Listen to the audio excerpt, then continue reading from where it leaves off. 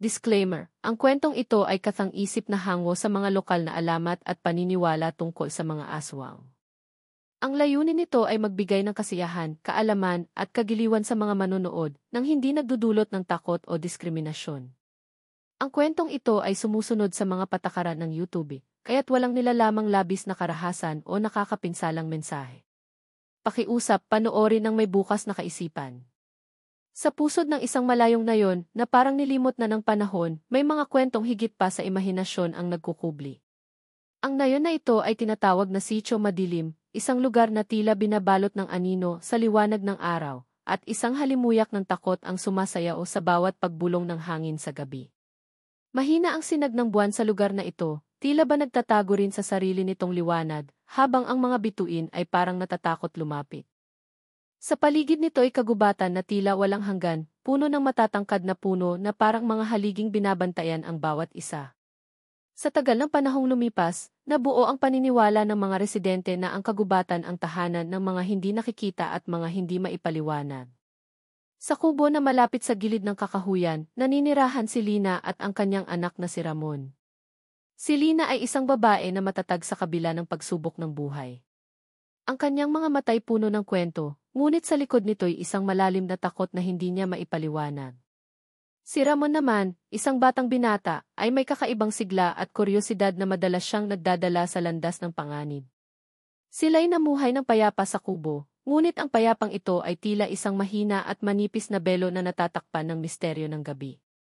Isang gabing tahimik, habang naghahanda sila sa pagtulog, narinig nila ang tila nagmumurang tunog mula sa kakahuyan. Isang malakas na lagaslas na parang may bumagsak o gumagalaw sa loob nito. "Huwag kang lalabas, Ramon," wika ni Lina, ang kanyang tinig na puno ng pangamba. Ngunit ang mata ni Ramon ay kumikislap sa kuryosidad, na parang tinatawag siya ng dilim. Sa labas ng kanilang kubo, isang malamlam na ilaw ng gasera ang tanging nagbibigay ng liwanag sa paligid. Ang dilim ay parang isang nilalang na bumabalot sa lahat, at ang tunog mula sa kagubatan ay parang isang paanyaya na hindi maitanggi. Ang kanilang payapang buhay ay nagulo nang dumating si Mang Cardo, isang albularyong kilala sa baryo. May dala siyang walis tambo at isang supot ng asin, na ayon sa mga matatanda ay panlaban sa mga aswang. Laging maghanda, babala ni Mang Cardo, dahil ang aswang ay hindi nagpaparamdam, ang dilim lang ang magsasabi ng kanilang pagdating. Ngunit sino nga ba ang aswang na binabantayan nila? Ang tanong na ito ay tila paulit-ulit na bumabalik sa isip ni Lina, na para bang mailihim na hindi pa rin niya kayang harapin. Sa gabing iyon, isang hindi maipaliwanag na sigaw ang gumising sa buong nayon. Ang tunog nito'y parang nanggaling sa ilalim ng lupa, puno ng takot at pagdadalamhati. Si Ramon, sa kabila ng babala ng kanyang ina, ay napilitang lumabas at silipin kung saan nanggaling ang sigaw. Ang kanyang mga paa ay bahagyang nangangatog, ngunit ang kanyang kalooban ay puno ng lakas ng kabataan. Sa bawat hakbang niya palabas ng pintuan, tila may malamig na hangin na dumadampi sa kanyang balat, na parang pinapaalala na dapat siyang tumigil. Ngunit ang kanyang puso ay nangingibabaw sa takot, at dahan-dahan siyang lumapit sa gilid ng kakahuyan. Sa kabila ng dilim, may anino siyang nakita, hindi malinaw, ngunit sapat upang magbigay ng kaba sa kanyang dibdib. Tila ito'y gumagalaw sa loob ng kagubatan, malapit ngunit parang napakalayo rin. Ang tunog ng pagaspas ng hangin ay parang boses na bumubulong sa kanya, nag-aanyaya o nagbabanta. Sa kubo, si Lina ay naiwan mag-isa, ang kanyang kamay ay mahigpit na nakahawak sa walis tambo, habang ang asin ay inilatag niya sa harap ng pinto. Ang kanyang dibdib ay parang sasabog sa kaba, ngunit ang kanyang tapang ay hindi kumukurap. At dito nagwakas ang gabi, ngunit hindi ang misteryo. Sino ang sumigaw? Ano ang nakita ni Ramon? Ang bawat sagot ay nagdadala ng mas maraming tanong, na para bang ang nayon ay isang palaisipan na walang katapusang malutas. Ang kwento ng Sitio Madilim ay hindi natatapos dito, ito'y nagsisimula pa lamang. Prompt for the picture: create a dimly lit scene of a humble rural wooden house, kubo, nestled near the edge of a dense, dark forest. Focus on the tense atmosphere. A middle-aged woman, Lina, stands inside holding a traditional broom, walis tambo, her face filled with fear yet determination. In the background, her young son, Ramon, full of curiosity, is just stepping outside, peering into the shadows of the forest. Capture the eerie details, Faint moonlight filtering through treetops, shadows shifting unnaturally, and a barely discernible figure lurking among the trees, heightening the suspense. Sa gitna ng dilim ng gabing iyon, ang oras ay parang tumigil. Ang sigaw na tumago sa bawat sulok ng nayon ay nag-iwan ng kakaibang katahimikan pagkatapos. Si Lina ay hindi mapakali sa loob ng kanilang kubo, pilit na kinakalma ang kanyang sarili, habang mahigpit na yakap ang walis tambo. Sa kabila ng nakasarang pinto, nararamdaman niyang may presensya sa labas. Hindi ito basta-bastang presensya, parang isang malamig na halik ng kamatayan ang humahaplos sa bawat butil ng kanyang balat. Lumalalim ang kanyang paghinga, at sa bawat hinga niya, parang lalo siyang kinakain ng takot. Subalit, ang ina sa kanya ay nananatiling matatag. Kailangan niyang panatilihin ang kaligtasan ng kanyang anak. Sa labas, si Ramon ay hindi gumagalaw. Ang kanyang mga mata ay nananatiling nakatutok sa kadiliman, sinusubukang tuklasin kung saan nanggaling ang sigaw. Ngunit parang ang dilim mismo ang sagot, walang laman, walang galaw, ngunit puno ng banta. Ang kanyang puso ay tila umaabot sa kanyang lalamunan, ang tibok nito ay parang tambol na umiikot sa katahimikan ng paligid. Subalit, hindi niya mapigilan ang kuryosidad na humila sa kanya palabas. Sa di kalayuan, nakita niya ang ilaw mula sa iba pang mga kubo, ngunit tila ba ang kanilang mga pinto ay mahigpit na nakasara, at ang mga ilaw ay mas madilim kaysa dati. Ang buong nayon ay parang nawala ng buhay. Sa kalagitnaan ng tensyon, biglang umihip ang hangin, malamig, matalim, at may dalang kakaibang amoy. Amoy ng nabubulok, ngunit hindi alam ni Ramon kung saan ito nagmumula. Ramon, bumalik ka dito, sigaw ni Lina mula sa loob ng kubo, ang kanyang boses na puno ng pangamba at utos. Ngunit ang batang binata ay parang nawala ng pandinig. Sa gilid ng kanyang mata, parang may gumalaw sa kakahuyan. Isang mabilis na anino na tila gumapang mula sa lupa pataas sa puno. Pinilit niyang ituon ang kanyang paningin, ngunit parang nilalaro siya ng dilim. Walang laman ang kanyang paningin maliban sa mga anino ng mga puno na tila gumagalaw. Ang kakaibang presensya na nararamdaman ni Lina ay lalo pang lumalim. Parang ang malamig na hangin ay dumadaloy sa loob ng kubo, bumabalot sa bawat sulok nito. Sa kabila ng liwanag ng gasera, nararamdaman niya ang anino na sumusubok sa kupin ang kanyang paligid. Lumapit siya sa pinto, ang kanyang kamay ay nanginginig habang mahigpit na hinahawakan ang walis tambo. Ang kanyang mga mata ay puno ng determinasyon, ngunit sa loob nito'y may nangingibabaw na pangamba. Ramon, pakiusap, pumasok ka na, mahina niyang sinabi, halos pabulong, habang nakatunghay sa pintuan. Habang si Ramon ay palapit na sa kakahuyan, naramdaman niyang tila nagbago ang hangin. Ang malamig na simoy ay naging bigat sa kanyang dibdib. Biglang nanigas ang kanyang mga paa, at naramdaman niya ang paggalaw ng lupa sa ilalim niya, hindi dahil sa pagyanig kundi dahil sa presensya na parang sumisibol mula rito. Biglang may narinig siyang mumunting tawa, hindi malakas, ngunit sapat upang tumayo ang kanyang balahibo. Ang tunog ay galing sa kagubatan at sa bawat segundo, parang lalo itong lumalapit. Sa takot, tumakbo siya pabalik sa kanilang kubo, ang kanyang mga yapak ay parang kumakalembang na kampana sa katahimikan ng gabi. Nang marating niya ang pintuan, agad siyang binuksan ni Lina. Hinila siya nito papasok at agad isinara ang pinto, ang walis tambo at asin ay inilatag upang magsilbing panangga. Ano ang nakita mo? Tanong ni Lina, ang boses ay nanginginig ngunit mahigpit. Si Ramon ay hindi makasagot.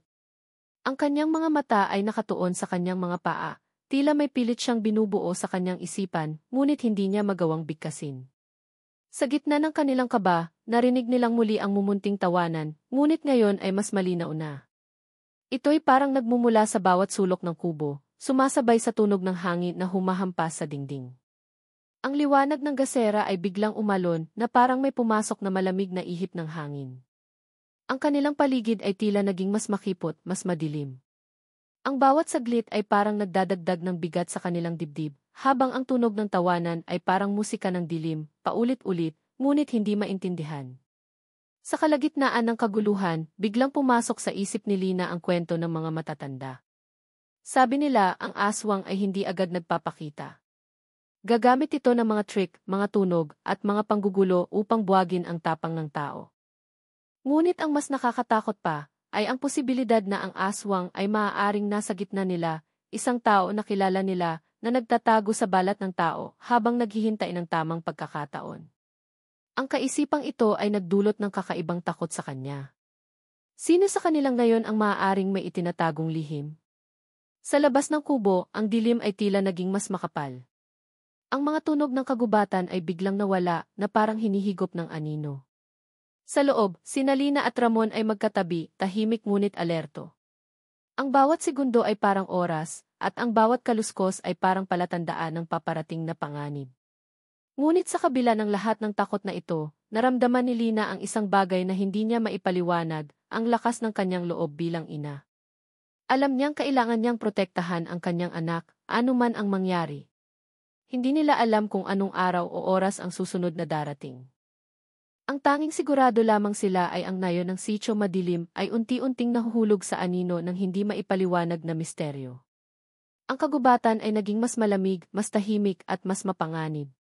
Ang bawat pintuan ng kubo ay may asin at walis tambo, ngunit sapat ba ito upang labanan ang hindi nila nakikita? Ang sagot ay nananatiling nakatago sa dilim. Sa tahimik na gabing iyon, ang kwento ng mag-inang sina Lina at Ramon ay bahagi lamang ng mas malaking palaisipan, isang kwento na puno ng tanong, kaba, at misteryo na hindi pa rin nabibigyan ng sagot. Ang kanilang pananabik ay hindi naubos, at ang kanilang takot ay patuloy na bumabalot sa kanila. Ngunit isang bagay ang sigurado, ang dilim ng sitio madilim ay mayroong lihim na naghihintay na mabunyag. Ang tanong lamang ay, sino ang maglakas loob na tuklasin ito? Image prompt for the picture. Create an intense night scene outside a rural house, Kubo, where a young boy, Ramon, is walking cautiously toward, faintly glowing, eerie blue light deep in the forest. The boy's expression should reflect a mix of curiosity and fear, and the surrounding trees should be tall and shadowy, evoking mystery. In the background, inside the Kubo, the middle-aged woman, Lina, is visible through the window, clutching a broom tightly, her face a combination of fear and determination. The glowing light in the forest should look unnatural, as if hinting at supernatural origins, and shadowy shapes should be subtly suggested among the trees. Keep the mood suspenseful and unsettling. Sa katahimikan ng gabing iyon, ang naririnig lamang ay ang mahihinang paghinga ni Lina at Ramon sa loob ng kanilang kubo. Ang liwanag ng gasera ay halos maubos, ang apoy nito ay bahagya na lamang na nagbibigay ng liwanag sa kanilang paligid. Subalit sa dilim na iyon, naroon ang pakiramdam na parang ang bawat anino ay nanonood, nagmamasid at nag-aabang. Si Lina ay nakapako ang tingin sa pintuan, tila handang salubungin ang anumang maaaring pumasok. Si Ramon naman, sa gilid ng silid, ay tahimik ngunit halata ang kaba sa kanyang dibdib. Ang sigaw mula sa kagubatan ay parang nananatiling umaalingaw sa kanilang isipan, na parang boses ng isang nilalang na hindi nila maipaliwanag.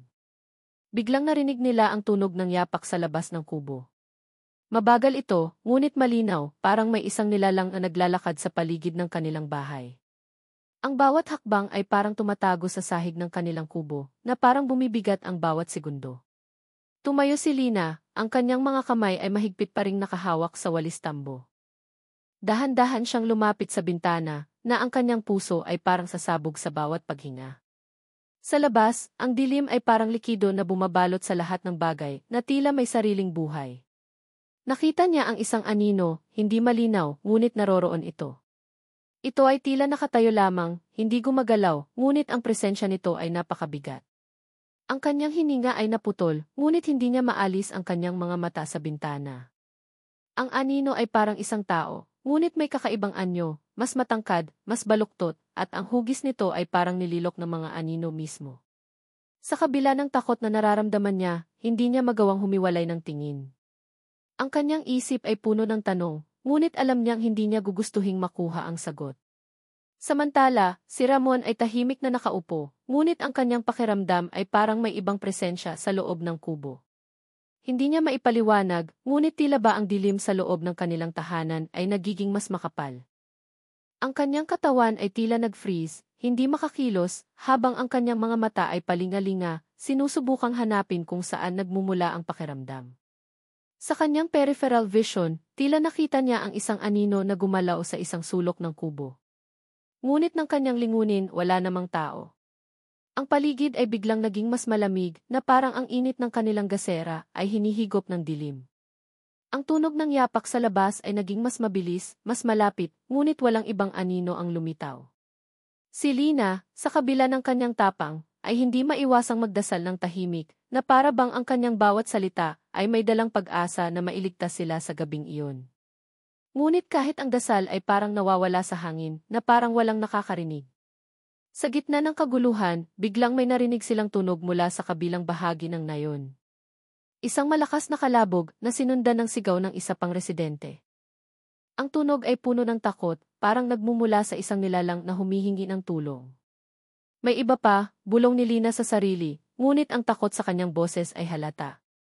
Sa kabila ng kanilang sitwasyon, alam niyang kailangan nilang malaman kung ano ang nangyayari sa ibang bahagi ng nayon. Ngunit paano? Ang bawat hakbang palabas ng kubo ay parang isang hakbang papunta sa sariling kapahamakan. Habang sinusubukan nilang mag-isip ng susunod na gagawin, biglang kumislap ang ilaw ng gasera, at sa isang iglap, namatay ito.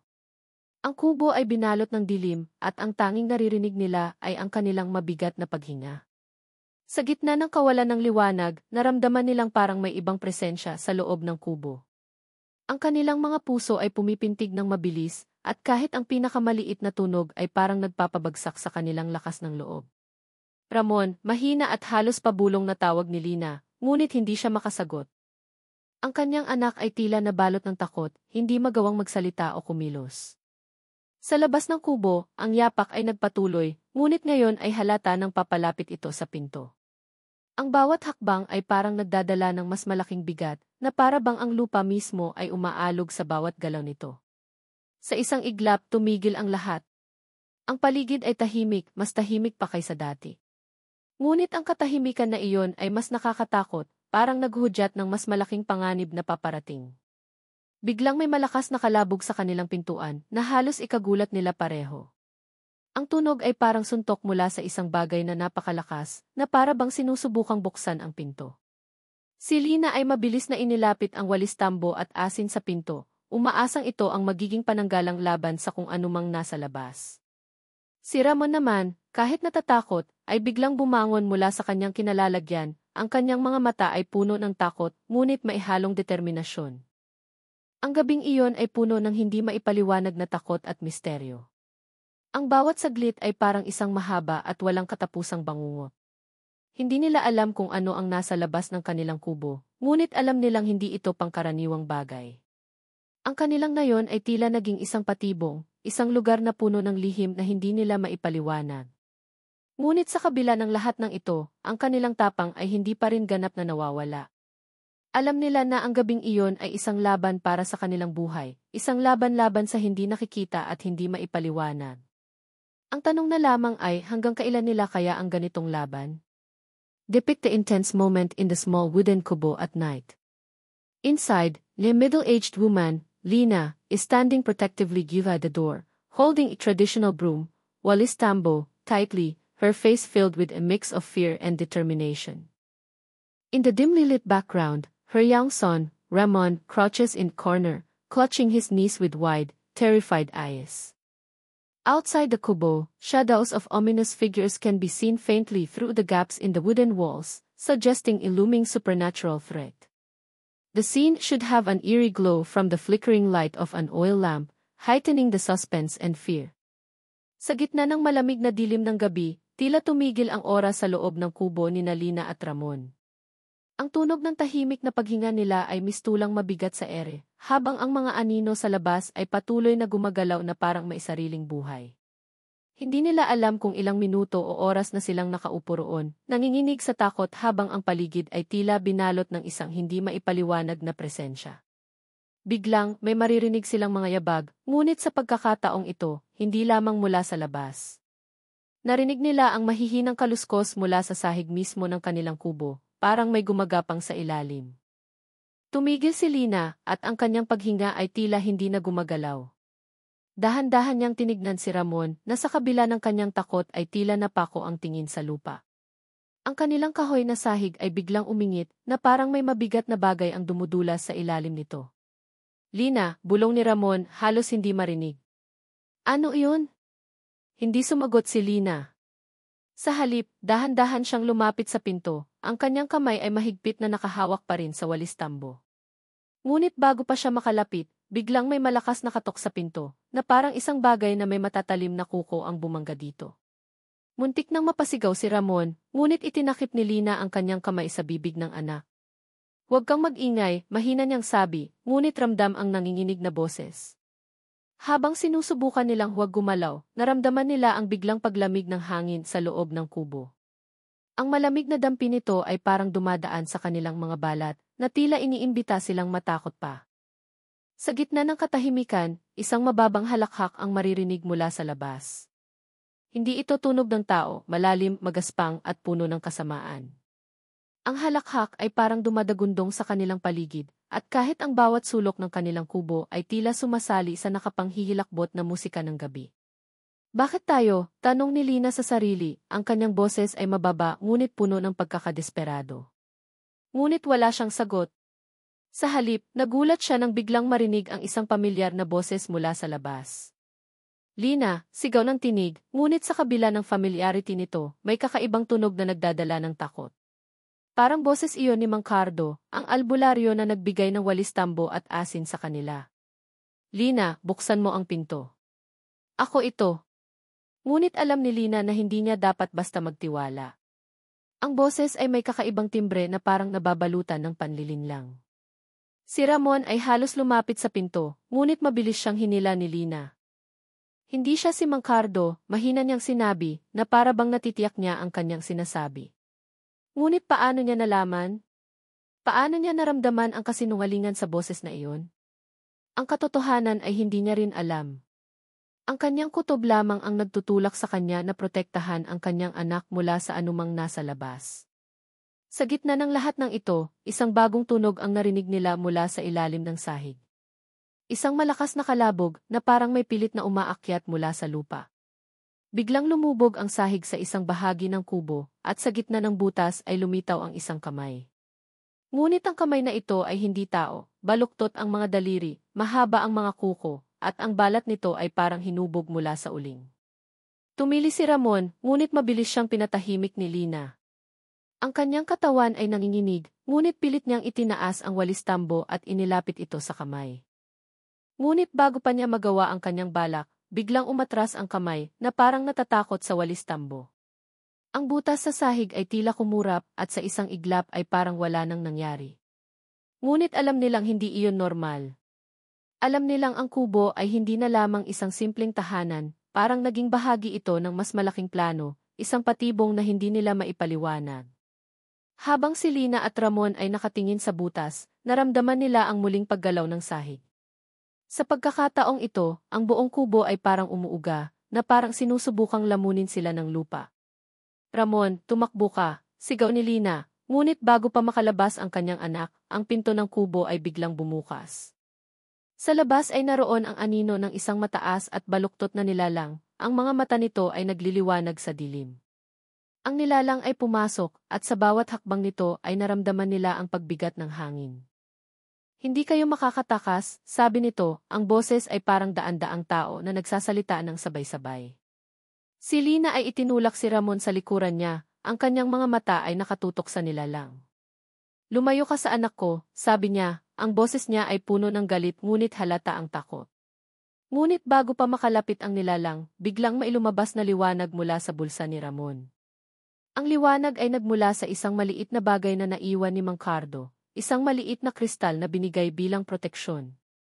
Ang liwanag ay bumalot sa nilalang na parang isang apoy na tumutupok dito. Ang anino nito ay parang nabali at ang kubo ay muling naging tahimik. Subalit alam nilang hindi pa tapos ang gabi. Ang kagubatan sa paligid ng nayon ay nananatiling buhay, puno ng mga anino at lihim na naghihintay na mabunyag. Sa gitna ng katahimikan, narinig nilang muli ang malayong sigaw mula sa kagubatan na para bang nagpapaalala sa kanila na ang laban ay hindi pa tapos. Kung kayo ang nasa sitwasyon ni Lina at Ramon, ano ang gagawin nyo? Sa tingin nyo ba ay may pag-asa pa silang makaligtas sa gabing ito, o ang kanilang kapalaran ay nakatakda na? Gusto naming marinig ang inyong mga opinyon, iwanan lamang ang inyong mga komento sa ibaba. Depict the chilling moment where the wooden kubo door cracks open slightly, revealing the dark silhouette of an unearthly figure outside. Inside, the middle-aged woman, Lina, stands with determination yet evident fear, holding her broom tightly as she faces the unseen threat. Her young son, Ramon, is crouched behind her, clutching his knees, his terrified eyes fixed on the figure. Shadows in the room begin to ripple unnaturally, as if the dim flicker of light from the oil lamp cannot contain the encroaching darkness. Add faint glowing eyes to the silhouette outside, heightening the unsettling atmosphere. Promptly sa loob ng kubo, ang dilim ay tila naging mas makapal, parang nagbabadya ng paparating na kalamidad. Ang malamig na hangin na pumasok mula sa pintuan ay parang nagdadala ng mga anino, bawat isa'y tila may sariling buhay. Si Lina ay nananatiling nakatayo, ang walis tambo sa kanyang kamay ay parang naging extension ng kanyang tapang, ngunit ang kaba sa kanyang dibdib ay tila gustong sumabog. Sa likod niya, si Ramon ay mahigpit na nakayakap sa sarili, ang kanyang mga mata ay punong-puno ng takot habang nakatingin sa nilalang na nakatayo sa pintuan. Ang nilalang ay gumalaw, ang bawat hakbang nito ay parang may bigat na nagpapakalog sa sahig ng kubo. Ang anyo nito ay hindi maipaliwanag, baluktot, mataas, at parang hinubog ng kadiliman mismo. Ang mga mata nito ay nagliliwanag, ngunit ang liwanag na iyon ay malamig, nakakasindak. Hindi kayo makakatakas, bulong nito, ang boses ay parang daan-daang boses na nagsasalita ng sabay-sabay. Si Lina ay humakbang pasulong, ang kanyang katawan ay nanginginig, ngunit ang tapang sa kanyang puso ay hindi bumibitaw. Huwag kang lalapit sa anak ko, sabi niya, ang boses niya ay puno ng galit at takot. Ang nilalang ay biglang tumawa, ang tunog nito ay parang bumalot sa buong paligid, na tila nagdadala ng mas matinding takot. Lumapit ito sa kanila, ang mga kuko nito'y mahaba at matalim, na parang handang lamunin sila ng buhay. Si Lina ay mabilis na nagkalat ng asin sa sahig, ang bawat butil nito'y parang umuusok habang bumagsak sa lupa. Ang nilalang ay biglang napaatras, ang katawan nito ay nag-alinlangan sa paglapit. Ngunit hindi ito tumigil. Sa halip, ang boses nito ay naging mas malalim, mas nakakatakot, habang sinubukan nitong kalabanin ang proteksyon ng asin. Sa likod ni Lina, si Ramon ay biglang tumayo. Ang kanyang mga mata ay nakatingin sa nilalang, ngunit may kakaibang determinasyon sa kanyang mukha. Inay, hindi tayo pwedeng magtago lang, sabi niya, ang boses niya ay nanginginig ngunit puno ng lakas. Hinawakan niya ang maliit na kristal na binigay ni Mang Cardo, at ang liwanag nito'y biglang sumiklab sa kanyang kamay. Ang liwanag ay binalot ang kubo, at ang nilalang ay sumigaw, ang boses nito ay parang naghalo ng galit at sakit. Ngunit hindi ito sapat para maitaboy ang nilalang. Ang liwanag ng kristal ay biglang humina, at ang nilalang ay muling umabante. Sa pagkakataong ito, ang kanyang mga mata ay naging mas maliwanag, na para bang natutukso siya sa tapang ni Ramon. Si Lina ay mabilis na inihagis ang walis tambo sa nilalang, ngunit ang katawan nito ay parang naging usok, at ang walis tambo ay dumaan lamang dito. Biglang naramdaman nila ang paggalaw mula sa ilalim ng sahig. Ang lupa ay muling umingit at ang sahig ay biglang bumuka. Sa gitna ng butas, lumitaw ang isang bagay, isang mas maliit na nilalang, ngunit ang presensya nito'y mas nakakagimbal. Ang nilalang sa pintuan ay ngumiti na para bang natutuwa sa paglitaw ng mas nakakatakot na halimaw. Si Lina at Ramon ay parehong napaatras, ang kanilang mga katawan ay puno ng takot at kaba. Ang mas maliit na nilalang ay biglang lumapit kay Ramon. Ang bawat hakbang nito ay parang dumadagundong sa kanilang paligid, na para bang ang mismong kubo ay gumagalaw sa takot. Ngunit bago pa ito makalapit, biglang sumiklab muli ang kristal sa kamay ni Ramon. Ang liwanag nito ay naging mas maliwanag kaysa dati, na parang gising na ang tunay na kapangyarihan nito. Ang nilalang ay biglang natigil, ang katawan nito ay parang umuusok habang tumatama ang liwanag sa kanya. Si Lina ay mabilis na kumilos. Kinuha niya ang asin at itinapon ito sa nilalang, habang ang kristal ay patuloy na naglalabas ng liwanag. Ang mga nilalang ay sumigaw, ang kanilang boses ay puno ng galit at sakit. Ngunit hindi sila tuluyang nawala. Sa halip, ang mas maliit na nilalang ay biglang tumawa, ang tunog nito ay parang bumalot sa paligid, na para bang nagsasabi ng mas malaking panganib. Hindi pa ito tapos, sabi ng mas maliit na nilalang, ang boses nito ay puno ng pananakot. Biglang, ang kubo ay biglang bumagsak. Ang buong bahay ay parang tinamaan ng malakas na hangin, at si Lina at Ramon ay biglang natumba sa lupa. Ang kanilang paligid ay binalot ng kadiliman, at ang liwanag ng kristal ay tuluyang nawala. Sa gitna ng dilim, naramdaman ni Ramon ang malamig na hangin sa kanyang balat. Ang kanyang mga mata ay pilit na sinusubukang makita ang paligid, ngunit ang kadiliman ay parang binalot ang lahat. Biglang narinig niya ang boses ni Lina. Ramon, hawakan mo ang kamay ko, sabi nito, ang boses niya ay puno ng galit at takot. Hinawakan niya ang kamay ng kanyang ina, at ang kanilang ugnayan ay parang nagbigay ng kaunting tapang sa kanila. Ang nilalang ay muling lumitaw, ngunit sa pagkakataong ito'y mas malaki, mas nakakatakot. Ang katawan nito'y binalot ng anino, at ang mga mata nito'y parang apoy na nagliliyab sa dilim. Ang boses nito'y naging mas malalim, na parabang ang buong paligid ay naging bahagi nito. Ito na ang huling gabi ninyo, sabi nito, ang boses niya ay bumalot sa kanilang paligid. Ngunit bago pa ito makagalaw, biglang may sumiklab na liwanag mula sa lupa. Ang liwanag ay nagmula sa asin na naikalat ni Lina, at ang nilalang ay biglang natigil. Ang katawan nito'y parang nagkabasag, at ang sigaw nito'y binalot ang buong paligid. Si Ramon ay tumingin sa nilalang, ang kanyang mga matay puno ng galit at tapang. Hindi mo kami matatalo, sabi niya, ang boses niya ay puno ng lakas. Ang liwanag ay tuluyang binalot ang nilalang, at ang sigaw nito'y tuluyang nawala. Sa wakas, ang kubo ay muling naging tahimik, ngunit ang kanilang paligid ay nanatiling malamig. Si Lina at Ramon ay parehong natumba sa lupa, ang kanilang mga katawan ay pagod ngunit ang kanilang mga puso ay puno ng kaginhawahan. Tapos na ba talaga ito? Tanong ni Lina, ang boses niya ay mahina ngunit puno ng pag-asa. Ngunit bago pa siya makasagot, biglang narinig nila ang isang malayong sigaw, isang sigaw na puno ng galit at takot. Ang sigaw ay nagmula sa kagubatan na para bang may natitirang presensya na hindi pa tuluyang nawala. Si Ramon ay tumingin sa kanyang ina, ang kanyang mga mata ay puno ng tanong. Ano pa kaya ang naghihintay sa kanila sa dilim? Sa wakas, ang kadiliman ay nagbigay ng kaunting liwanag mula sa buwan, ngunit ang kanilang paligid ay nanatiling puno ng misteryo. Sa bawat hakbang nila palayo sa kubo, naramdaman nila ang malamig na hangin na parang paalala na ang laban ay hindi pa tuluyang tapos. Ano kaya ang gagawin mo kung ikaw ang nasa sitwasyon ni Lina at Ramon? Sa tingin mo ba ay tuluyang natapos na ang kanilang kwento, o may mas malaking panganib pa na naghihintay sa kagubatan? Iwanan ang inyong mga komento sa ibaba at ipakita ang inyong mga opinyon. Show the climax of the horror story inside the dimly lit wooden kubo. A towering, grotesque shadowy figure with glowing red eyes has fully entered the room. Its limbs are unnaturally long, with claw-like hands dragging along the floor. In the center, the middle-aged woman, Lina, stands in front of her young son, Ramon, holding traditional broom, while Istambo, in defensive stance, her face a mix of fear and unyielding determination. The boy crouches behind her, holding a glowing crystal close to his chest, his expression a mixture of terror and faint hope. The shadows on the walls ripple with unnatural movements, as if they're alive and watching the unfolding confrontation. A faint supernatural glow emanates from the crystal, clashing with the oppressive darkness of the scene.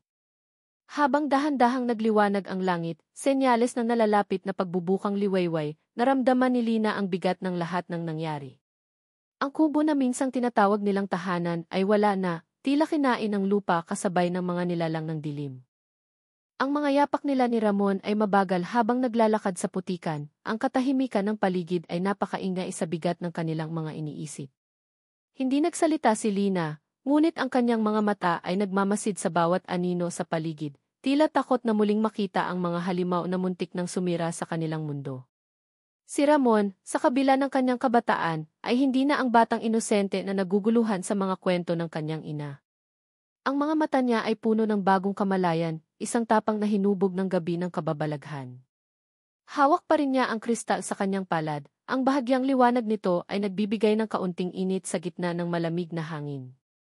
Hindi niya mabitawan ito, hindi lang dahil sa naging bahagi ito ng kanilang kaligtasan, kundi dahil pakiramdam niya ay may mas malalim pang dahilan kung bakit ito napunta sa kanya.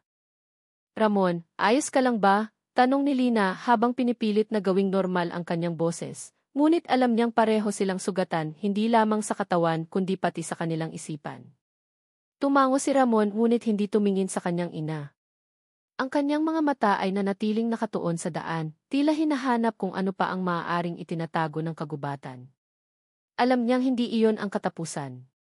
pakiramdam niya ay may mga tanong pa rin na hindi nasagot, mga lihim na hindi pa nila natutuklasan.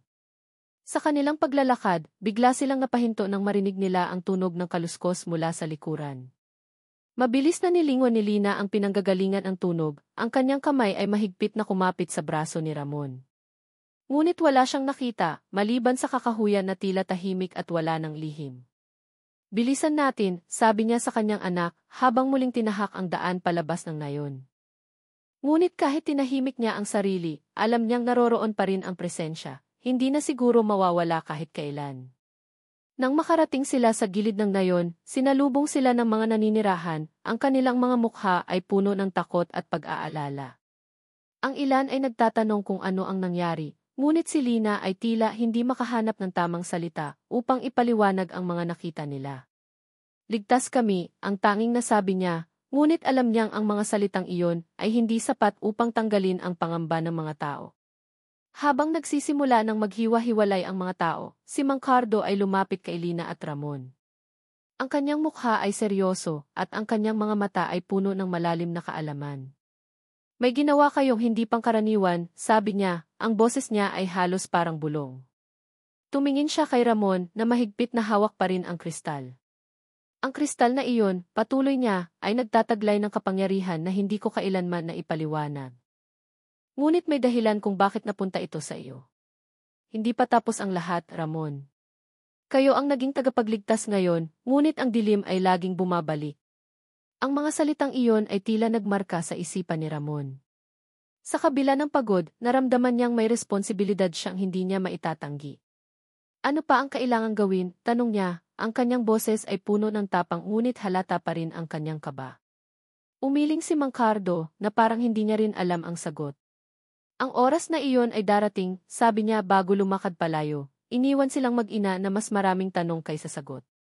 Pagbalik nila sa bagong tahanang pansamantala, si Lina ay tahimik na naglilinis ng sugat ni Ramon habang ang kanyang isip ay naglalakbay sa lahat ng nangyari. Hindi niya mayalis ang mga tanong sa kanyang isipan, paano nagsimula ang lahat ng ito? Ano ang tunay na intensyon ng mga nilalang sa nayon? At ano ang magiging kapalaran nila matapos ang gabing iyon? Ngunit alam niyang hindi lahat ng tanong ay nangangailangan ng sagot. Minsan, ang pagiging tahimik ng lihim ay paraan upang mapanatili ang kapayapaan. Ngunit bago pa siya makapagpahinga, si Ramon ay biglang nagsalita. Inay, ano ang nakita mo nung gabing iyon? Ang tanong na iyon ay puno ng bigat, ngunit ramdam ni Lina na ito ay isang tanong na hindi niya maiiwasang sagutin. Nakakita ko ng tapang na hindi ko akalaing mayroon ka, Ramon, sabi niya, ang kanyang boses ay puno ng pagmamalaki, ngunit may bahid ng kalungkutan. Ngunit nakita ko rin ang dilim na hindi ko gustong balikan. Sa huling pagkakataon, bago nila tinapos ang gabi, si Ramon ay tumingin sa labas ng bintana. Sa malayo, sa gilid ng kakahuyan, nakita niyang muli ang dalawang pares ng nag-aapoy na mata. Alam niyang ang laban ay hindi pa tapos. Ngunit sa halip na takot, naramdaman niyang handa na siya. Hindi ko hahayaan na maghari ang dilim, bulong niya sa sarili, bago lumingon sa kanyang ina at mumiti ng bahagya. Habang ang langit ay muling binalot ng dilim, iniwan nila ang mga tanong na walang sagot at ang takot na hindi nila matanggal. Ngunit ang kanilang kwento ay hindi natapos doon. Sa kanilang pananahimik, sa mga kislap ng ilaw mula sa kristal, naramdaman nilang ang kanilang nayon ay may mas malaking kwento na naghihintay na mabunyag. Ano sa tingin niyo ang maaaring mangyari sa kanila? Gusto niyo bang makita kung paano nila haharapin ang dilim sa hinaharap? Iwanan ang inyong mga komento sa ibaba, at sabay-sabay nating tuklasin ang sagot sa susunod na kabanata, kung sakaling nais niyong malaman ang karugtong. Depict the aftermath as Lina, a middle-aged woman, and Ramon, a young boy, walk away from the shadowy remains of their destroyed kubo, now replaced with eerie, overgrown ground. The two are holding hands under the faint light of the moon, with Ramon clutching glowing crystal in his free hand, his expression wary and contemplative. In the background, faint supernatural eyes can be seen watching from the dark forest edge, just enough to leave an unsettling presence. Capture the atmosphere of quiet but unresolved tension, emphasizing the stark contrast between the fragile human figures and the vast, shadowy forest behind them.